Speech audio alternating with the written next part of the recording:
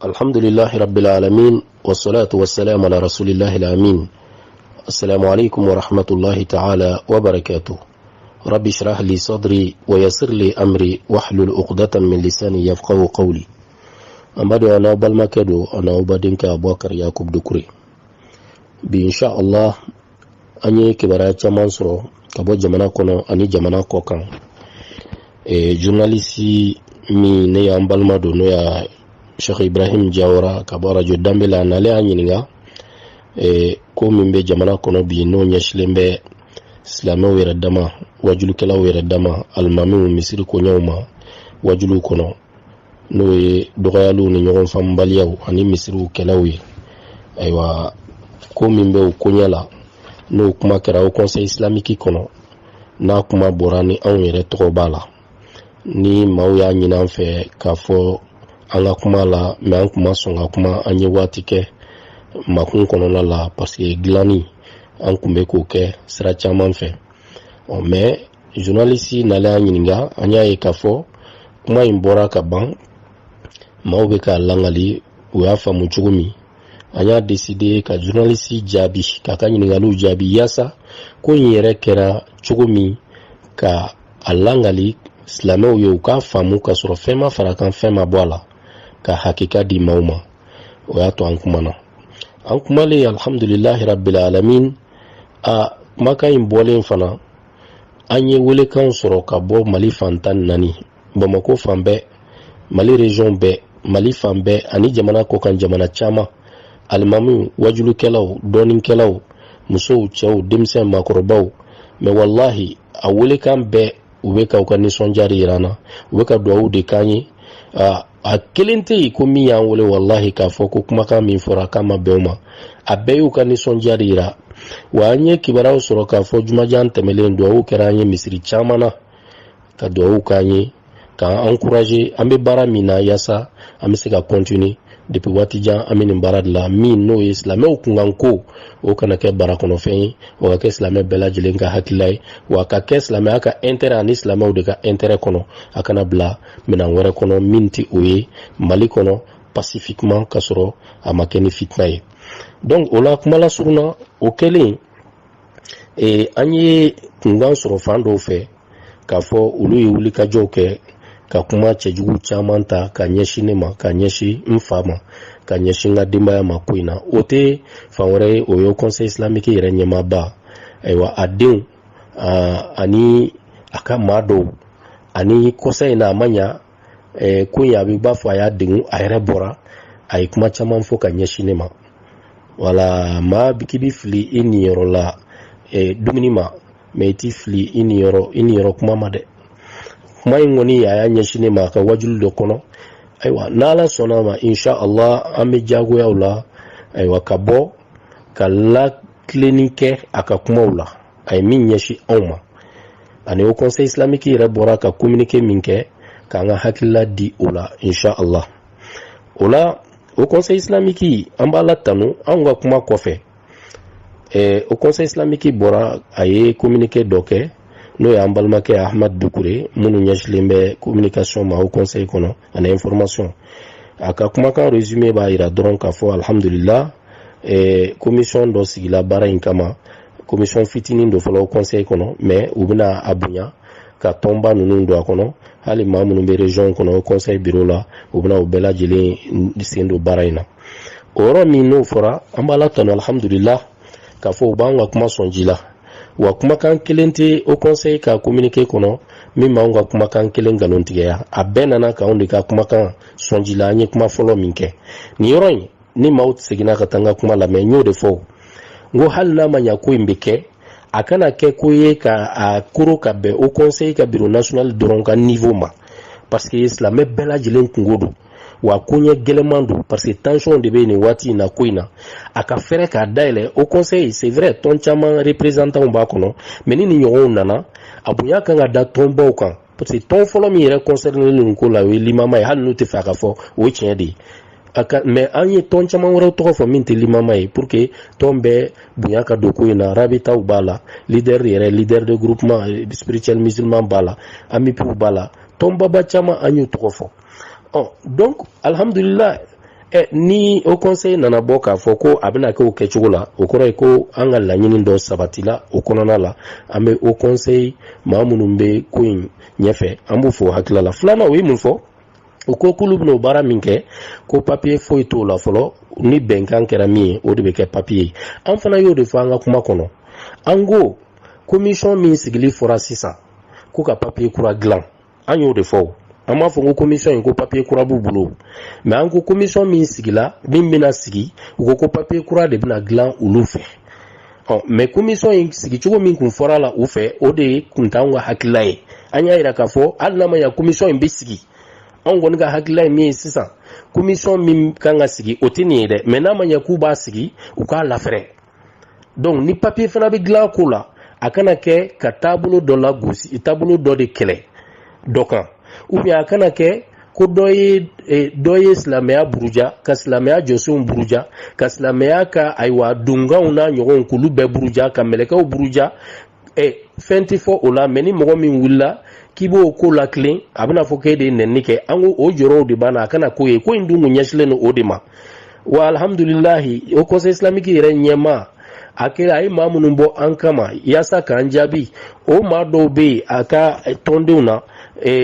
an y'a ka kumakan lamɛn ayiwa a tɔgɔ ye ko kunta an ka bonya baba kan mais ale yɛrɛ y'a fɔ ka jɛya ko in n'a fɔra ko faamaw ye ayiwa o conseil ɲɛmɔgɔ wele ko maa minnu bɛ ka kuma kutubaw la minbaru kan ko ka o conseil islamique yɛrɛ ɲɛmaaba dɔgɔya ko n'a fɔra faamaw ye a wele yaasa f'u ka sɔrɔ o dan na ko maa bɛ ban o ma wa donc nin kun y'anw siran kun ye o n'a bɔra ale yɛrɛ ka tɔndenw da a ye minnu bila ka ne jaabi olu yɛrɛ nana ne ka kumakan sabati n bɛ ka siran min ɲɛ ka n'o sabati o bɔra olu yɛrɛ da maaw bɛ se ka taa lamɛn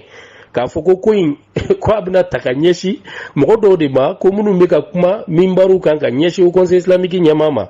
o tɛ kuma bɔlen y'a tigiw da wa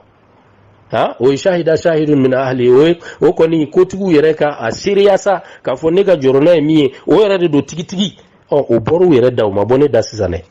donc nin kun y'anw ka siranya ko ye mais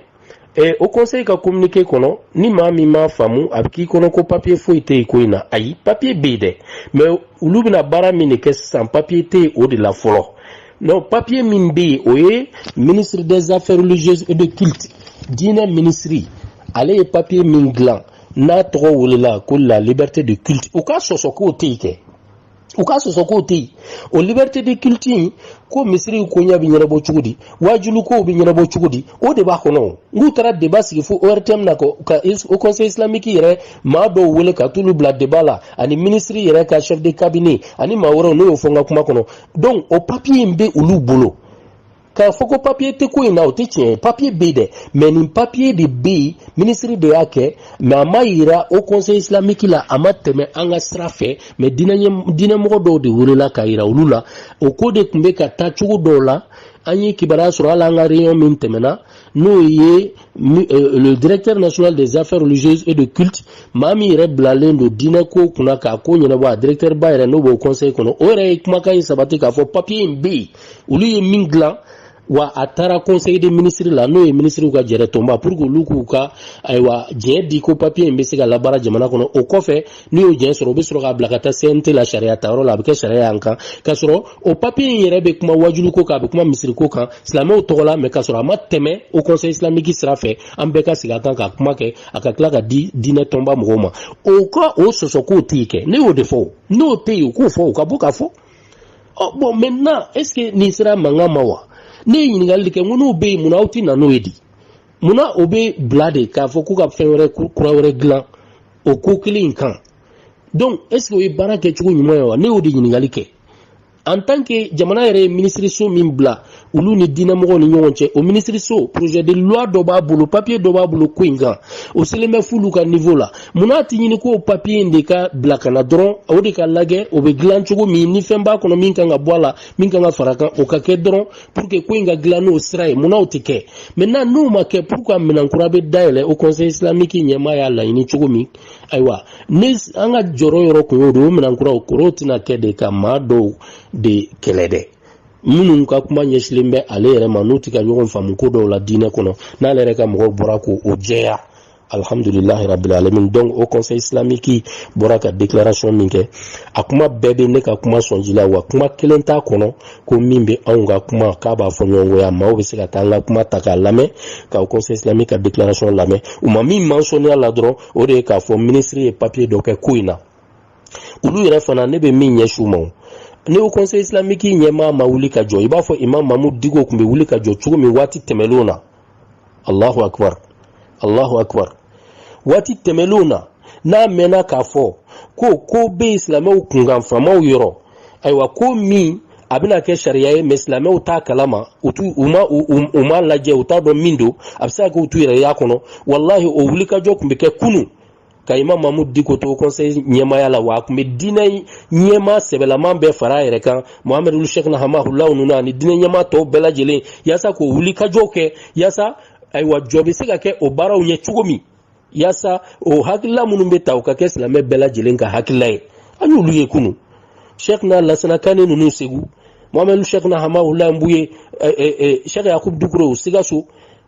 Segu Sheikh Hashim Haidara ala ka hinɛw la Tombouctou fɛn bɛɛ bɛ wuli ka jɔ o waati ko sariya tɛ se ka ta silamɛw ka ko la ka sɔrɔ u ma jɛ ni min ye ka sɔrɔ ayiwa u ma min ye k'a kɔnɔna ka jɛ a ma o kɛlɛw tun bɛ kɛ o waatiw la fo nɔ bɛ bɔ a la fo silamɛya b'a ka nafa sɔrɔ a la silamɛw b'u ka nafa sɔrɔ wa ni ko fana tun bɛ yen ko hali faamaw ma hakilila ta mais a kan ka kɛlɛ kan ka kɛ o kɛlɛw tun bɛ kɛ fo laɲini ka sɔrɔ o conseil islamique ɲɛmaaw ni silamɛ tɔnbaw tun b'o kɛ mais bi a tɛ ka kɛ o kɛcogo la au contraire de bɛ yen.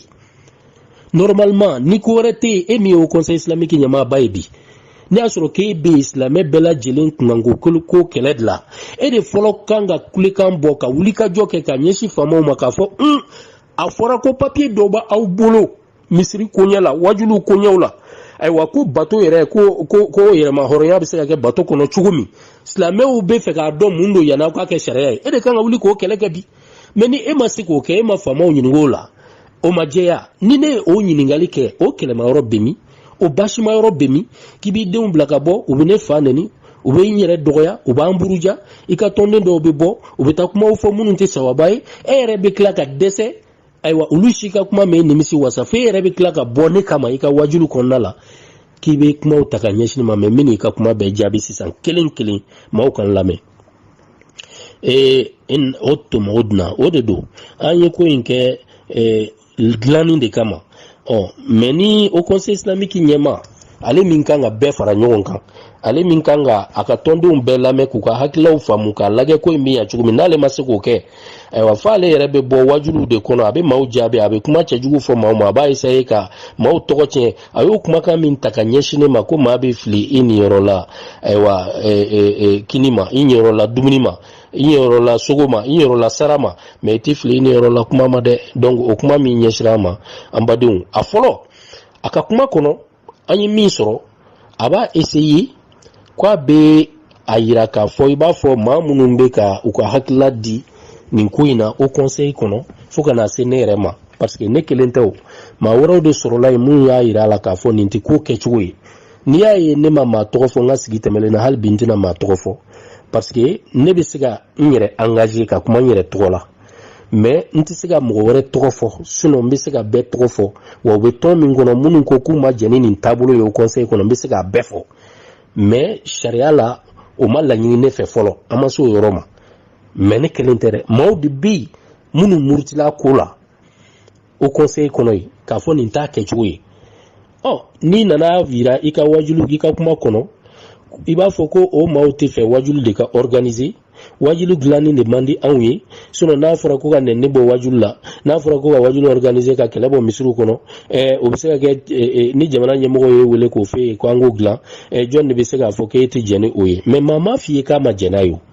i bɛ taa an ka kumaw bɛɛ lamɛn i bɛ taa ne ka kumaw bɛɛ lamɛn an b'a fɔ k'a tɛ kɛ o au contraire an ko f'a ka kɛ mais a kɛcogo a n'a kɛ waati ou bien kuma bɛ fɔ cogo de pour que e yɛrɛ k'a faamu est-ce que o bɔra maa da et puis depuis réunion kɛ don n y'a ye k'a fɔ ni maa kumana au conseil islamique président ka hakilila k'a essayer k'i b'a yira a la k'a fɔ nin t'a kɛcogo nin y'a kɛcogo ye a bɛ dimi a bɛ kuma ta dɔrɔn a b'i dɔgɔya parce que kuma damina ale kun nana dɔrɔn ko jamana ɲɛmɔgɔ son excellence président Hasimi ye wele k'a fɔ ko an ka papier dɔw dilan pour que nɛni minnu bɛ aw ni ɲɔgɔn cɛ fanga bɛ se ka jɔ a jɔyɔrɔ la et puis kɛlɛ ka ban misiriw kɔnɔ fanga ka jɔ a jɔyɔrɔ la bon n jɛna n'a ye ne fana sɔnna bon commission dɔ bɛna sigi au conseil yɛrɛ tɔgɔ la ayiwa Makiba e ni Mohamed Traoré aw y'o ɲɛmɔgɔ ye a ye mɔgɔ damadama fara aw yɛrɛ kan wa kuma banna n k'a kumana tan de ni tiɲɛ don ni tiɲɛ tɛ au conseil islamique maabaw de b'a kɔnɔ u k'u kale u ka bɔ u k'a fɔ Abubakar ye min fɔ tiɲɛ tɛ k'o y'a bannen ye ne ko a ma n ko mais an karamɔgɔ an fa i fana o tɛ se ka k'a bannen dɛ ni ɲɔgɔnna koba ni jamana ɲɛmɔgɔ ye wele e yɛrɛ ko k'a presselen don ayiwa n'o ye tiɲɛ o ye koba de ye donc a to an k'an ka hakililaw di a la kɛ nin kana k'a bannen ye k'e sɔnn'a bolo donc Makiba e ni Mohamed Traoré aw ka commission sigi aw ka baara kɛ au conseil kɔnɔna la a ko la non a bɛ ɲɛ cogo min sisan a to an fana k'an ka hakilila di o kan mais ni maa ma kumana k'i bɛ ko in dilan a kan ka bila minɛn sɛbɛn min kɔnɔ ale tun bɛ dimi a bɛ kuma cɛjugu fɔ n'a ye maaw kɛ kafiriw bɛɛ ye e kumana k'a fɔ kɛnɛ kɔnɔ ye k'a fɔ nin ye hasidiya de ye kafiriya don dɔwɛrɛ tɛ i bɛ k'o ɲɛsin maaw de ma o conseil kɔnɔ maa minnu u m'i dɔgɔya u m'i nɛni mais u ko dɔrɔn nin hakilila tɛ anw ka hakilila ye a ka kɛ nin kɛcogo la mais an bɛ fɛ ka kɛ tan de mais n ko tiɲɛ bɛ ka di o maaw de ma sisan minnu ko an bɛ fɛ a ka dilan a kana kɛ cogo dɔw la a kana kɛ sira ye busan dɔ ye e yɛrɛ ka adversaire k'u gosi n'a ye mais n ko tiɲɛ bɛ ka d'anw de ma sisan o conseil bɔra ka communiqué kɛ min kɛ o bɛ tiɲɛ d'anw de ma k'a fɔ ko n'ala sɔnna a ma taabolo dɔ tɛ tɔɲɔko in kɔnɔ wa a tɛna kɛ taabolo dɔ ye ka dɔ to yen wa bɛɛ bɛ n'i yɛrɛ ye a kɔnɔ i b'a fɔ an y'a laɲini cogo min alhamdulilayi rabbil alamin donc e bɛ tila ka bɔ kɛnɛ ma ka taa fɔ ko o maaw de tɛ fɛ wajulu ka organiser karamɔgɔkɛ an fa de y'i yɛrɛ sutura kumaw la kuma min tɛ tiɲɛ ye e yɛrɛ ni ala cɛ i b'a dɔn n'i y'a fɔ a bɛ da jamakulu min bɛ ka wo ci i nɔfɛ dɔrɔn mais i y'a fɔ a kuma kɛra jama sanuma min cɛla olu bɛɛ b'a dɔn k'a fɔ i bɛ k'a fɔ cogo min ta o t'a fɔ cogo ye an k'an yɛrɛ sutura donc maa si m'a fɔ ko wajulu tɛ organiser maaw ka taa sigi ne ka kuma ma wa réunion kɔnɔna la yan don o conseil kɔnɔ depuis que n y'a faamu i la k'a fɔ mɔgɔ minnu bɛ ka kuma n'o n'i ka hakililaw tɛ kelen i bɛ kuma min bɛ se ka kɛ dɔgɔyali ma i bɛ tila k'a jira i b'a fɔ k'u tɛ fɛ a ka ɲɛnabɔ ne ma sɔn an ka tila réunion na fiyewu fo n ye kuma ta o conseil islamique maa bɛɛ tulo bɛ n na k'a jɛya k'a f'i ye n ko bon maa kumana bi sali kɔnɔ a maa kelen tɛ yen min ko wajulu ko kana ɲɛnabɔ a maa kelen tɛ yen min ko nɛniw kana bɔ wajulu kɔnɔ a maa kelen tɛ yen min ko kɛlɛ kana bɔ misiri kɔnɔ o kana kɛ maa si ka famaya k'i bɛ wuli n'o ye an ka réunion na k'i bɛ t'o fɔ kɛnɛ ma n ko ne y'o fɔ kɛnɛ in kan ye parce que n sɔmin'i la parce que n'aw ni mɔgɔ fɔra ɲɔgɔn kɔ dɔrɔn au lieu que aw ka patience sɔrɔ aw ka sabari aw ka se k'a tigi lamɛn e min ye ɲɛmɔgɔ ye i n'a tigiw ka ɲɔgɔn faamu non aw bɛ bɔ a b'a tigi dénigrer a b'u tɔgɔ tiɲɛ a b'a ye i b'a fɔ ko aw adversaires aw kɛlɛkɛɲɔgɔnw de don mais e bɛ se ka ko dilan ten cogo di ka e to o faamuya kɔnɔna la mais o bɛ gɛlɛya ne fa donc en ce moment min ye wajulu dilanni ye ne y'o f'i ye kɛnɛ kan in fana n ko maa kumana wajulu dilanni ko la Mali kɔnɔ Bamako yan a bɛ san 4 san 5 bɔ a maa fanba bɛɛ ka enregistrement bɛ an bolo ne yɛrɛ ye émission kan ka radio la Bamako kɔnɔ yan wa n ye n ka hakililaw di a la wajulu bɛ se ka dilan cogo di misiri koɲɛw bɛ dilan cogo di comment réglementer la religion diinɛ yɛrɛ dans un pays république diinɛ yɛrɛ bɛ se ka réglementer cogo di pays république kɔnɔ n ko an ye o kɛlɛw kɛ k'an ka hakililaw don la depuis Cɔrɔnɔ Hasika tilew la Cɔrɔnɔ Hasika chef de cabinet sɔrɔla minnu ye ne wele ka taa fɔ an y'i ka kumakanw lamɛn vraiment kumakan c'est constructif a bɛ ko in dilan de an bɛ fɛ i k'i ka hakililaw fɔ an ye a bɛ dilan cogo min an y'an ka hakililaw d'u ma wa o vocaliw bɛ yen o wajuluw bɛ yen o sɔnw bɛ yen an tilala k'o f'i ye sigi in yɛrɛ kɔnɔ pour que i k'a dɔn k'a fɔ anw ka nin ko in k'a fɔ a ka dilan an m'o wulikajɔ daminɛ bi mais an ko e de nalen bɛ n'a ye sira min kan an sirannen b'o de ɲɛ o de kan ka lajɛ pour que fitina kana wuli o ko in kɔnɔ o man ka kɛ baasi ye o e kan ka sɔn o ma e kan k'o lamɛn o kɛlɛ tɛ wɔyɔ tɛ o n'i y'a sɔrɔ tiɲɛ bɛ min kɔnɔ i bɛ baara kɛ n'o ye ni min fana kan ka bila an b'o bila an bɛɛ b'an majigi o de ye ko ye donc faamaw k'a faamu k'a fɔ maa si tɛ fɛ ko in ka to nin cogo la bɛɛ bɛ fɛ a ka dilan mais a ka dilan cogo la min tɛna ni fitina wɛrɛ ye jamana kɔnɔ o de y'an ka hami ye o kɔfɛ i y'a jira k'a fɔ ko min ye ka commission sigi ko est-ce que o bɛ se ka kɛ baasi ye ko in na wa commission dɔ ka sigi k'a dilan maa ma f'i ye k'o ye baasi ye o ma f'i ye o mais ne ye kumakan min fɔ ne ye hakilila min di ne k'o de n ko ne bolo en tant que tension bɛ k'o la fɔlɔ en tant que ayiwa aw yɛrɛ y'a sabati k'a fɔ mɔgɔw bɛ ɲɔgɔn jaabi la ayiwa mɔgɔw dusukun fuginɛnen don ɲɔgɔn kɔrɔ fɔlɔ en tant que nin wati na kuma bi ka fo dine ma kuma munun be ka to hali jamana woro Côte d'Ivoire nyon o dine nyama do ka wuli ka ere mi au conseil islamique nyama mali kono ki interpeller ka ira ka fo ika dine sari kuma ikma chugo islamia dine ma a toroya temeleme mali niveau ka fuka mali ere dankun sago ka ta jamana woro kono o kuma o kelembe tension bo o kuma la wati mi are damo ni nyon che ka ko gelea ngone bono o wati o nyuma mi commission mimbisigi o beke commission di pour l'apaisement et la réconciliation ni o defo ngo ka ke commission doka sigi folo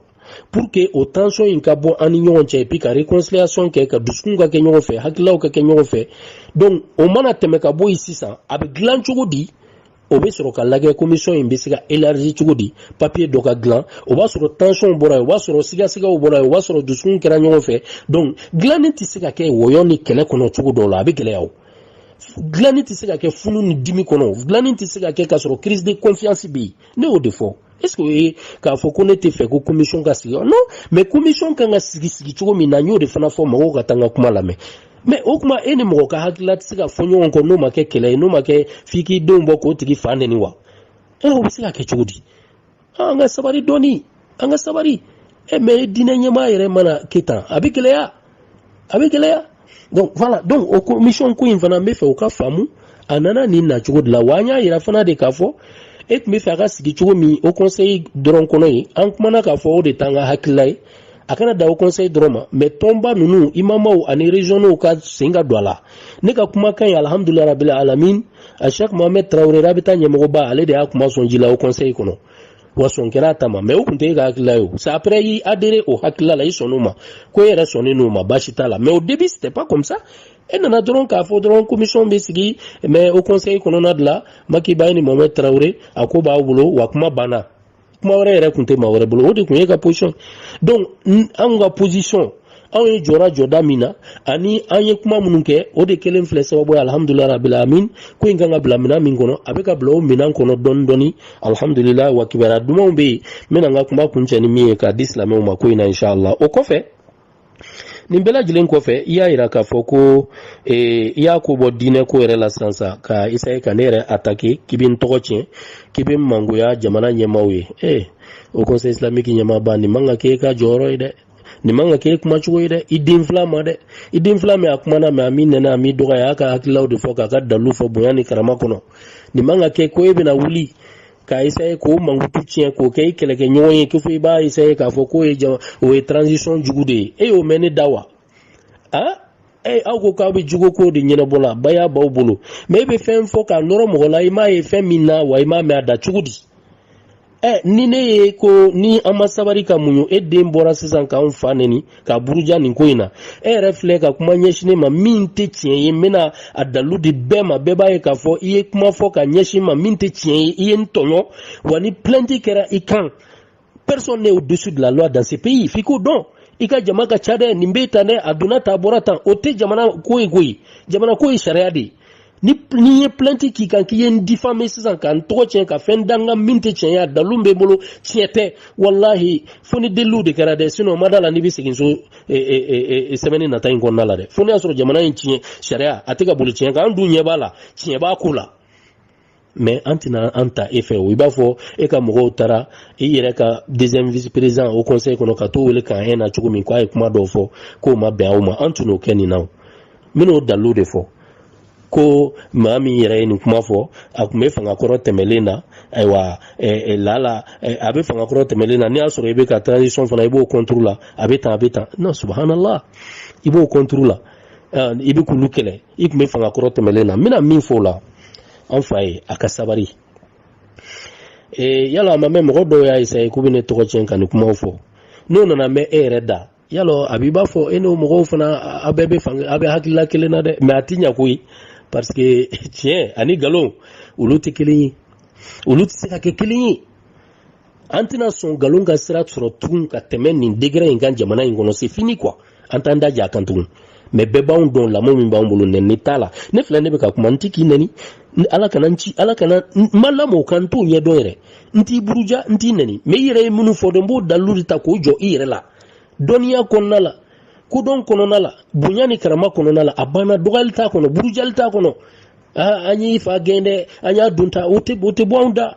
subhanallah olu tɛ bɔ anw da olu ye burujaliw de ye e ni denw bɛ ka minnu ta k'a kɛ bi ka ɲɛsin jɔnni ma i yɛrɛ baara ɲɔgɔn dɔw bɛ wele k'an ye na e yɛrɛ bɛ bɔ i den filan ne i b'a essayer k'i bɛ ne tɔgɔ tiɲɛ k'i bɛ ne ni fanga bila ɲɔgɔn na fanga ye ne faamu ne ye vocal fɔlɔ min kɛ fanga y'a bɛɛ lamɛn jusqu'au sommet de l'état u y'a faamu fana k'a fɔ n ka laɲini ye min ye nin tɛ ne kumakan fɔlɔ ye o depuis transition nana o n bɛn'o de f'i ye i k'a faamu fanga bɛ ne dɔn ka tɛmɛ e kan ne ka position jɛlen don transition dɛmɛli la ka tɛmɛ e kan i t'o de dɔn mais i bɛna dɔn ne ka position jɛlen don jamana in dɛmɛli la depuis n ye denmisɛn na depuis n ye liti daminɛ ka tɛmɛ e kan parce que e yɛrɛ y'a fɔ k'e ka baaraw bɛ kɛ ji de jukɔrɔ o ma bɔ mɔgɔ dɔw bɔra e de da o anw tɛ ji jukɔrɔ baarakɛlaw ye anw b'a kɛ kɛnɛma de bɛɛ k'a ye wa n'an bɛ taa sira min kɛ an tɛ mɔgɔ ka jɔn ye koyi hali n'an jɔra kan k'an b'a fɔ fanga ye nin man ɲi an b'o fɔ k'an ka taa sira fɔ k'a jɛya parce que maa t'an balo la alhamdulillah an gulonnen don ala de la n'i t'o dɔn an b'o f'i ye voilà donc o la i y'o min fɔ n b'a f'i ye ka sabari sinon fanga kɔrɔ tɛmɛlen n'o ye Alhaji Ibrahim Boubacar Keita ka fanga ye est ce que olu ni karamɔgɔ kun ka di ka tɛmɛ e kan wa karamɔgɔ jɔn de y'a fɔ k'ale ni Alhaji Ibrahim Boubacar Keita kun bɛ baro kɛ u bɛ baro kɛ su fo su 3h 4h mais n ka kumakanw bɛ ka tɛmɛ fan bɛɛ mɔgɔw kulo b'a la jɔn de y'o fɔ Mali karamɔgɔw bɛɛ la e ni faama bɛ se ka diya ka tɛmɛ o kan fajiri seli waati e ni faama de bɛ baro kɛ su daminɛ fo 3h 4h komi seli yɛrɛ man bon yalɔ lafila seli ko t'o la o tɛ aw ka ko ye ala wele t'o la su fɛ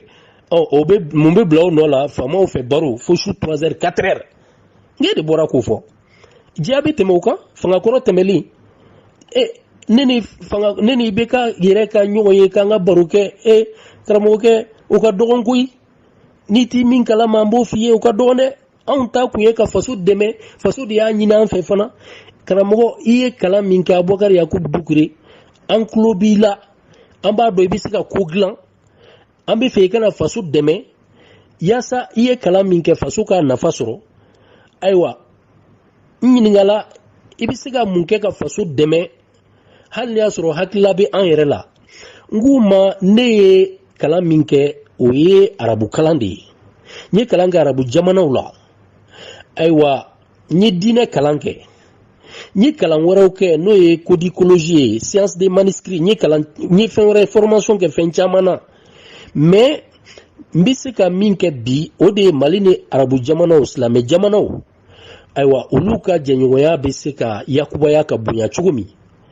yaasa silamɛw ka tɔnɔbɔ Mali ka tɔnɔbɔ arabu kalankɛlaw ka tɔnɔbɔ maliden bɛɛ lajɛlen ka tɔnɔbɔ n dalen don a la n bɛ se k'o baara in kɛ Mali mago b'o la bi parce que kunu Mali ni o jamanaw kun ka di u kun bɛ nafa min ɲa Mali ye kunu n'an taara lajɛ Musa Tarawele ka waatiw la Pont Fahd filɛ nin ye fɛn caman bɛ an b'an tɛgɛ ɲɛsin a ma sida administrative filɛ olu de kun b'a bɛɛ ɲɛnabɔ an ye wa intérêt caman ko a dɔw yɛrɛ caman kun bɛ fisabililayi don u ni tubabu ka dɛmɛ kɛcogo tɛ kelen ye o donc ne bɛ fɛ o relation nin ka segin ka na n b'a dɔn n bɛ se ka dɔ k'o la wa o de dira ma affaire étrangère la n'i t'o kalama o dossier de dira ne ma pour que n ka se k'o de ɲɛnabɔ des affaires arabo-islamiques des affaires du monde arabo-islamique o de dira ma n ka se k'o de ɲɛnabɔ jamana kɔnɔ wa bi t'o kuma ye n ye baara min kɔ o la n'a dɔw bɛ a ɲɔgɔn kuma deli ka kɛ Mali yɛrɛ kɔnɔ ni arabu jamanaw ka ko ni ɲɔgɔn cɛ siɲɛ wɛrɛ n bɛ n da don dɔ la i ka faamu k'a fɔ ko jamana dɛmɛli tɛ kuma camanba in dɔrɔn ye mais n'i ye kalan kɛ ko nafa dɔ b'i la jamana yɛrɛ b'o dɔn ka i wele ka taa o kalifa i la i b'i jɔyɔrɔ fi o la o tɛ k'a fɔ k'i bɛ t'i tɛgɛ don maa dɔ bolo mais i bɛ t'i sen don jamana jɔli de la mais n bɛ fɛ ka min f'i ye i bɛ kuma waati bɛɛ e ka mɔgɔ tɛ gouvernement kɔnɔ e tɛ karamɔgɔ ye mɔgɔ min bɛ lisi di jamana ɲɛmɔgɔw ma k'a ye nin ta yan a ye nin ta yan n'i ka mɔgɔ bɛ yen u k'a bɔ yen i bɛ waso n'o ye k'a kɛ i b'a fɔ mɔgɔ minnu b'o kɛ o ye lebu dɔ de ye mais n'o t'o kɛ e kɔni b'a dɔn k'a fɔ jamana in kɔnɔ yan karamɔgɔbaw bɛ yen mɔgɔw ka tanga n'u ka bonya b'u kan wa u kɛlen bɛ k'u sen don jamana in a bɛ se ka dilan cogo min wa o karamɔgɔbaw olu ka mɔgɔw dira ka tɛmɛ jamana in yaasa u ka kɛ ministriw ye u ka kɛ fɛn wɛrɛw ye yaasa kow bɛ se ka dilan jamana in kɔnɔ cogo min wa o de y'an ka hakilila ye fana n b'o f'i ye dɛ parce que anw ka hakilila tɛ k'an bɛ sigi ka kow dénoncer ka tila k'a ta ka di tiɲɛnikɛlaw ma dɛ non n'a ko ni mai n'o ye tiɲɛ ye o kɔrɔ ye ko ka sɔrɔ e yɛrɛ dilannen don wa maa dilannen b'i bolo i b'a ɲini a ka don olu tigɛ n'i ta tɛ ko wɛrɛ ye ni o kuma e bɛ fɛ ka bɔ k'olu karamɔgɔw de e bɛ fɛ ka yira k'a fɔ e n'olu tɛ kelen ye parce que e b'olu sanfɛ n'o ko in ye wa i tɛ sabari dɛ o de ka ɲi dɛ bɛɛ dɔnnen don jamana in kɔnɔ yan koyi i ye nin kuma ɲɔgɔn fɔ waati dɔ la anw b'a kalama k'a fɔ maaw bɛ transition yɛrɛ gouvernement na minnu taara ni e ka dɛmɛ siraw de ye ayiwa a ko a kun ye faamaw tɔɔrɔ kosɛbɛ u tun bɛ fɛ ka degun ta k'a ɲɛsin a maaw ma ni kuma kun ma k'a la a tun bɛ gɛlɛya non i ka sabari ne yɛrɛ b'o dɔw kalama o kana to an ka a man ɲi sabari anw t'o mɔgɔ ye mais an ka gundow dɔw to yen sinon e yɛrɛ a n'i ka clan mɔgɔ dɔw au sein des hauts conseils islamiques ayiwa aw ye ko dɔw manigancer jusqu'au haut sommet de l'État jamana ɲɛmaaw t'a kalama a ko dilanna cogo min mais ka sɔrɔ a dilanna cogo min au conseil kɔnɔ bɛɛ b'a dɔn k'a fɔ a kɛra sira min kan a kɛra clandestinement a ka cogo ma ɲɛ a kɛra clanko de jusqu'au haut sommet de l'État e bɛ na tila ka kuma dɔw fɔ i bolo ko maa minnu bɛ to i nɔfɛ wo la ko bɛɛ de bɛ ten mais an tɛ fɛ k'an da se ko dɔw ma parce que an tɛ fɛ an kɛtɔ ka ko in dilan o ka taa kɛ kɔlɔlɔ ye maa dɔw ma an t'o fɛ an bɛ fɛ ko ninnu ka faamu e yɛrɛ fana ka sabari i k'i kuma cogo dɔn non ko dɔw tun bɛ se ka kɛ kunun bi o tɛ se ka kɛ tugun kuma dɔw tun bɛ fɔ kunun u bɛ munumunu cogo dɔ la bi o ka gɛlɛn ko ninnu ɲɛdɔnnen don bi sabari i kuma cogo dɔn an kana kuma in bɛɛ wala k'a ma ɲi o kɔfɛ ne bɛ e ɲininka e bɛ waso waati bɛɛ faama ka wari t'e kɔnɔ politikimɔgɔ wari t'e kɔnɔ ka kɛ i b'a fɔ e ni minnu fɔlen don ɲɔgɔn kɔ faamaw ka wari ni politikimɔgɔw ka wari b'olu de kɔnɔ ne bɛ e ɲininka o Soumaïla Cissé ka miliyɔn kɛmɛ ni kɔ kuma in o ma bɔ anw da o bɔra maa minnu da hali siningulu bɛ yen n'o ye Gakou ni Mamadu Awa Gassama ye o taara di jɔn de ma a ma fɔ k'o taara di e de ma wa o dira mun kama politiki ko tɛ o yɛrɛ o tun b'a ɲinina de o tun tɛ fanga yɛrɛ la fɔlɔ o bɛ k'a ɲini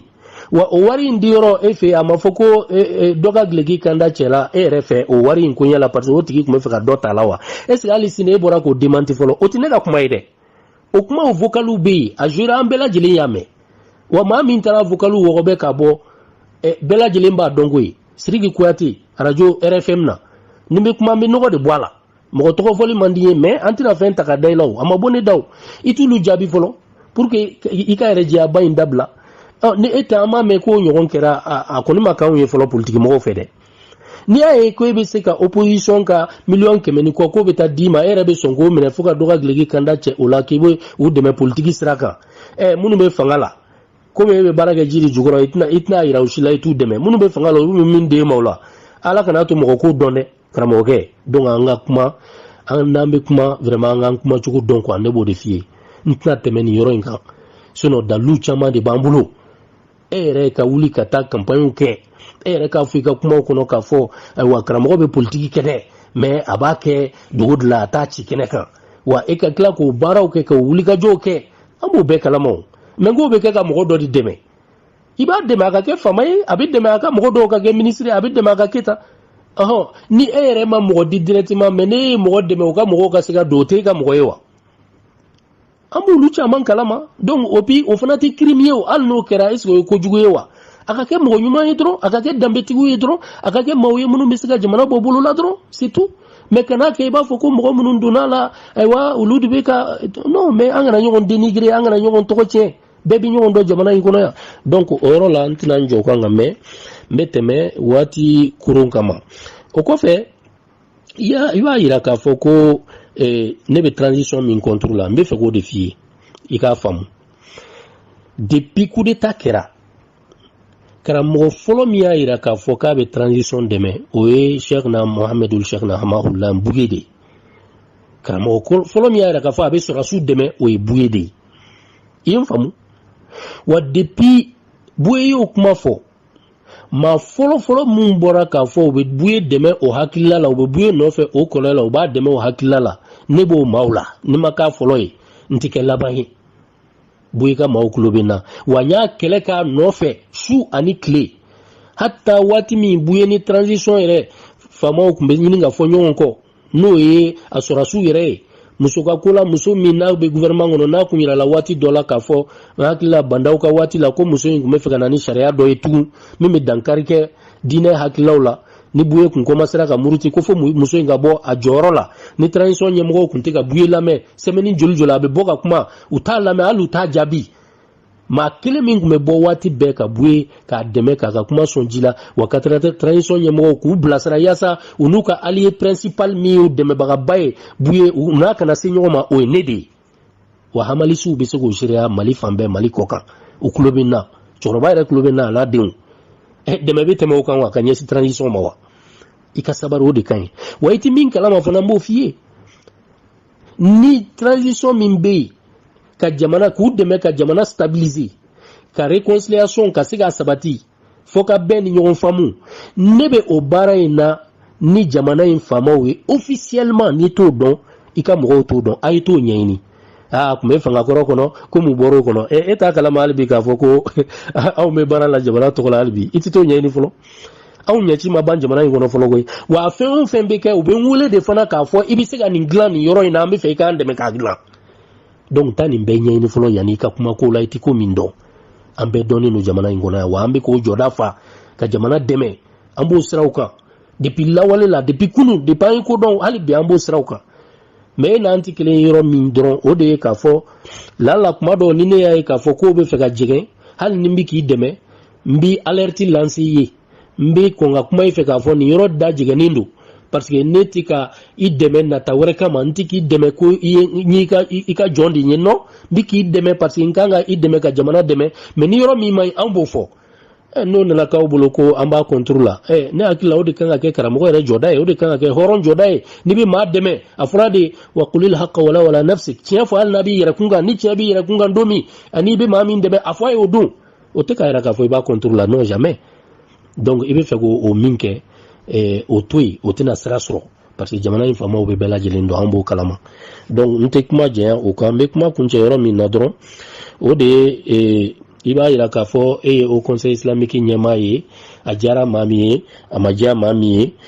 kone o conseil islamique nyamaye wa fama we wole alisini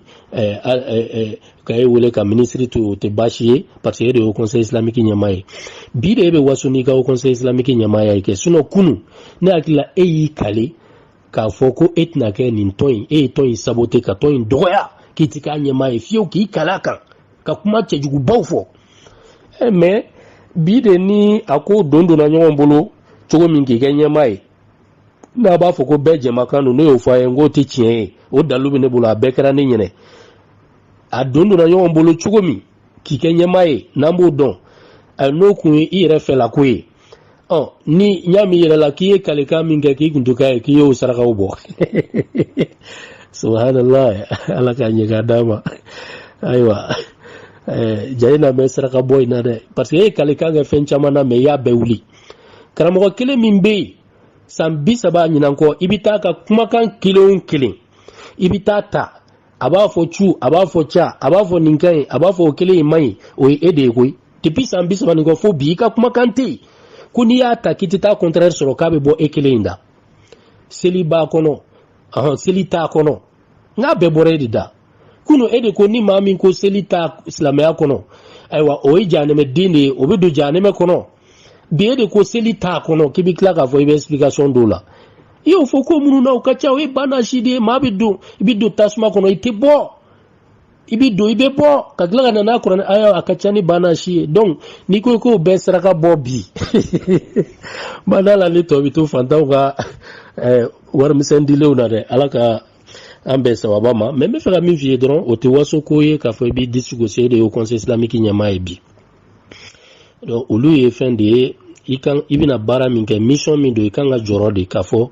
parce que bi adira edema islamou ka fara nyon ka o de au conseil islamique nyama yai islamou be fara nyon ngan chodi silamɛw dusukun bɛ kɛ kelen ye cogo di fitina bɛ bɔ silamɛw ni ɲɔgɔn cɛ cogo di silamɛw bɛ se ka ɲɔgɔn faamu cogo di ɲɔgɔn bonya bɛ don silamɛw ni ɲɔgɔn cɛ cogo di silamɛw ka fara ɲɔgɔnya bɛ se ka kɛ sira ye cogo di ka silamɛya dɛmɛ ka jɔ silamɛya jugu ɲɛ Mali kɔnɔ Mali kɔ kan silamɛw ka fara ɲɔgɔnya bɛ se ka kɛ sira ye cogo di yaasa silamɛya valeurs ka se ka défend ka se ka jamana yɛrɛ dɛmɛ an bɛ dingɛ min kɔnɔ n'o ye basigibaliya ye n'o ye insécurité ye n'o ye problème de cohésion sociale ye olu bɛ se ka nɔgɔya i kan k'i disi gosi n'o de ye mais ne y'i disi gosi dɔrɔn a diyara ye a ma diya ye ne de y'o conseil islamique ɲɛmaa ye donc vraiment olu ye tɔnw ye olu ye kumacogo ye min ni ɲɛmaa vraiment kuma kan ka k'a fɛ jamana ɲɛmɔgɔw yɛrɛ il temps que u ka kuma fɛ donc n bɛ kuma kuncɛ yɔrɔ de la k'a fɔ jamana ɲɛmaaw n bɛ min fɔ aw ye an mɛnna ko dɔw kɔnɔ ten jamana kɔnɔ dɛ tiɲɛ don a sera aw ka jɔ aw jɔyɔrɔ la ko dɔw la mais a y'aw yɛrɛ kɔlɔsi dɛ n y'o fɔ n ka kuma tɛmɛlen kɔnɔ n b'o fɔ ka segin a kan a y'aw yɛrɛ kɔlɔsi n'aw bɛ jɔ aw ka dɔn ani maa min bɛ jɔ ɲɔgɔn fɛ dɛ aw yɛrɛ kan k'o dɔn dɛ aw kan ka jɔ jɔyɔrɔ min na aw k'o fana dɔn aw ni jɔnninw kan ka jɔ wa aw kan ka jɔ jɔyɔrɔ jumɛn na aw k'o dɔn dɛ a k'o dɔn dɛ o de ka fisa n'i y'a sɔrɔ ko tiɲɛ na nɛnini ka bɔ wajulu kɔnɔ ko de ye laɲini ye ale yɛrɛ ka laɲini ye i b'a fɔ a n'a ka mɔgɔw y'o fɔ cogo min n filɛ k'o fɔ aw ye a ka taa daminɛ a yɛrɛ ka so ale den filɛ nin ye ka bɔ k'a bɛ ne jaabi ka ne fa de k'i attaquer o de la ne fa ye mun fɔ nin na Cheikh Yakubu Dukure Fakirullah a dalen don a ka so a b'a ka diinɛ baara la a ye mun fɔ nin na a y'a da don a la wa i bɛ baga ma mun na i bɛ cɛkɔrɔba buruja i b'a lajɛ ba parce que aw ka stratégie faamunaw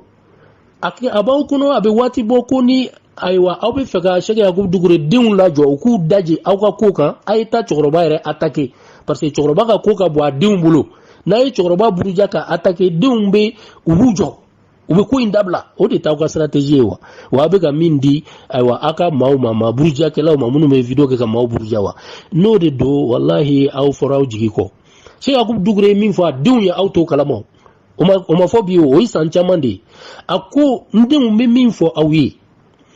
n'i y'a sɔrɔ k'aw bɛ ka kuma minnu kɛ aw bɛ wuli ka jɔ minnu kɛ la aw bɛ k'a kɛ aw ŋaniya jɛlen ikhlasan liwajhillah k'aw ŋaniya jɛya Ala de ye ani jamana ye donc ni maa wulila k'u bɛ jɔ aw ɲɛ o la k'u bɛna ne de dɔgɔya ne Yakubu Dukure u bɛ ne de dɔgɔya ka n buruja o kama yaasa aw k'o baara ɲuman dabila n'aw y'a dabila o kɔrɔ ye k'aw kɛra n jugu numéro 1 parce que aw t'a dɔn o dɔgɔyaliw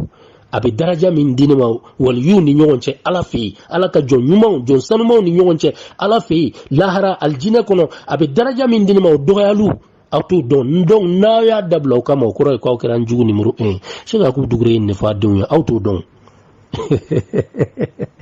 Ala k'a ɲɛ ka d'a ma Ala ka sababu ɲuman kɛ an ye an badenw kuma janyana dɔɔni a b'a hakɛ to mais aw tun bɛ fɛ ka bɔ ka kibaruya damadama min di droit de réponse n'o ye conseil islamique ɲɛmaa a denw bɔra ka an faw dɔgɔya ka an ka du bɛɛ dɔgɔya ne dɔgɔninw y'o jaabi n tɛ segin o kan ayiwa donc a yɛrɛ fana a ma ɲa a yɛrɛ bɔra ka kumaw ɲɛsin ne ma ka essayer ka tɔgɔcɛn kumaw ta ka ɲɛsin ma ka kumaw yɛlɛma a ma kɛ cogo min donc mɔgɔw b'a fɔ a y'a to yen a ye pan kunna a ye sabari an sabarilen don o de y'a to an bɛ ka tɔɲɔ mais an tɛ ka taa fama fɛ i b'a fɔ ale bɛ fɛ ka taa famaw fɛ cogo min ka taa in ɲɛnabɔ mais ni maaw tora makun kɔnɔ kuma dɔw min ye nkalon ye a bɛ sira sɔrɔ tiɲɛ kan parce que bi maaw ka faamuya jamana in kɔnɔ ayiwa a man bon bɛɛ ko tɛ maa fanba donc o la pour que maaw ka faamuya ɲuman sɔrɔ fo maaw ka kuma in faamuya ka sɔrɔ a la donc kuma bɛ kuncɛ ni min ye o de y'an balimaw alhamdulillah rabbil alamin an commencera ka kibaruya minnu sɔrɔ fɔlɔ commission min sigilen don baara in kama ko an ye min laɲini ko silamɛw y'a faamu silamɛw yɛrɛ taar'u impliqué baara in na maa wɛrɛ donna kɔnɔ minnu tɛ o conseil islamique maa ye pour que siranya bɛ kɛ min ye a kana k'o ye pour que a ka dilan wa anw ye hakilila min di a bɛ ka dilan o sira de fɛ dɛ mais an tɛna fɔ aw ye fɔlɔ mais n'a ma yɛlɛma n'u ma tila k'a yɛlɛma ka mankan ci fɛn minnu kɔni bɛ ka fɔ k'a fɔ papier min bɛ ka dilan an ye laɲini fɛn fɛn k'an ka kuma kɔnɔ o de bɛ ka ta ba la n'an kuma o bɛ kɛ wa n'an kuma jɔ ni jɔda la o bɛ kɛ wa maa minnu b'u attaquer diinɛ yɛrɛ la diinɛ kuloma duuru la limaniya la diinɛ donkanw na ka diinɛ yɛrɛ buruja ka diinɛ ka fɛnbaw bɛɛ lajɛlen kɛ k'u bɛɛ bin dugu ma fɛn tɛ fo la maa minnu bɛna wuli k'u b'o ko kunbɛn k'olu de kɛ nɛnikɛlaw ye n k'o de kɛra anw ka hami ye n'a kɛra o ye fitina wɛrɛ de bɛna wuli bɛɛ b'i yɛrɛ ɲini min na donc o kuma ga in famuna wa barabi ka kodi kan yani ka fofolo ko ka kuma ma ofa ka kuma chugo don wa awni nyonche aka fuye folo aya kuma chugo don dine re kono dine gasika sigi dine josun duru gasika sigi dine dungan ani fenworo gasika sigi o kɔfɛ kuma bɛ sɔrɔ ka kɛ maaw fɛ hali n'aw fɔra ɲɔgɔn kan a y'a kɛ bonya ni karama kɔnɔ a y'a kɛ i b'a fɔ ala y'a fɔ cogo min a y'a kɛ i b'a fɔ adamadenya ɲuman b'a laɲini cogo min alhamdulillah rabbil alamin an bɛ bɛɛ lajɛlen fo ayiwa dugawu minnu kɛra anw ye an b'a ɲini ala fɛ ala ka minɛ ni aw bɛɛ lajɛlen ye insha Allah lil hadith baqiya in kana lil umri baqiya kuma tɔw bɛ yen n'ala ye si d'a ma wa a bɛ ɲɛ cogo min fana insha Allah an bɛ t'o sira de kan ka ɲini bɛɛ fɛ bɛɛ ka sabari a ye nin kuma ninnu kɛ yaasa o conseil islamique ɲɛma a ka sabari de a k'a fɔ a denw fana ka sabari a nɔfɛmɔgɔw ka sabari waati bɛɛ n'aw bɔra aw de b'a kuma ta k'a ɲɛsin diinɛ taabolo maa dɔw ma hali aw ye kumakan minnu labɔ a bɛɛ bɛ ka ɲɛsin aw yɛrɛ bɛ maa dɔw ta o tɔgɔ ma ko wabiyaw mɛ n'i y'a sɔrɔ ko wabiyaw bɛ jamana in kɔnɔ yan u dɔnnen don u ka baaraw yelen don u fana ye diinɛ taabolo maa dɔw ye maliyɛnw don aw ka kuma bɛɛ fana bɛ ɲɛsin olu ma k'a fɔ fo k'olu de kɛlɛ e yɛrɛ ka kumaw bɛ yen tubabuw nana ka n'i ɲininka i y'o kuma kelen de fɔ waati min depuis 2012 kɛlɛ bɛ nord la o kɛlɛ kelen tun bɛ ɲini ka wuli Bamakɔ yan sud la e sababu la a ye t'u ka misiriw cɛ a y'a don ta a y'a bɔ tan ni maaw tun ma kɛ hakili ɲuman ye wa hali bi o kuma kelen de b'i den da a bɛ ka o kuma kelen de fɔ wabiya a y'a banna an bɛna wabiyaw so ci e yɛrɛ ka maaw fana bɛ bɔ kuma wɛrɛ t'u da o kɔ e de ye o conseil islamique ɲɛmaaba ye bi wa i bɛ tila ka bɔ k'e bɛ fɛ k'a ka dilan cogoya dɔ la cogo min an t'a faamu an tɛ se ka jɛn n'o ye dɛ donc n'i b'a dilan a dilan i ka du kɔnɔ fɔlɔ a dilan i ka tɔn kɔnɔ a dilan n'i yɛrɛ ye fɔlɔ donc inshallah n'o kɛra a tɔw bɛ nɔgɔya an jɔlen n'o jɔda min na n'ala sɔnna baara bɛ kɛ o jɔda in na inshallah a bɛ ka tɛmɛ o sira de fana kan parce que ala bɛ tiɲɛ de dɛmɛ ayiwa an bɛ kuma surunya nin yɔrɔ la wa akhiru da'wana alhamdulillahi rabbil alamin